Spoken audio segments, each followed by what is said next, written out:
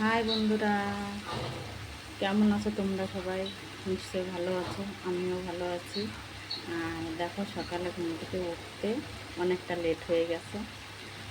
এখন কী কী রান্না করব, দেখো অনেক তো লেট হয়ে গেল। এখন দেখি কি রান্না রান্না করি, দেখো দেখাবো নিশ্চয়ই তোমাদের। যদি আমার এই মিনি ব্লগটা ভালো লাগে তাহলে লাইক কমেন্ট শেয়ার করে পাশে থেকো।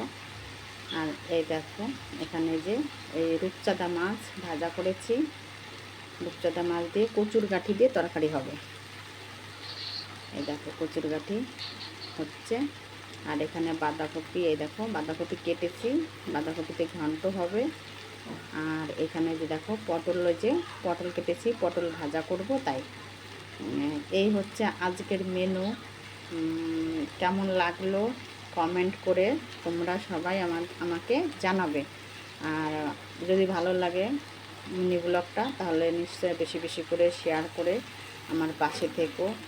আর যদি ভালো লাগে তাহলে এবার দেখো, দেখতে থাকো।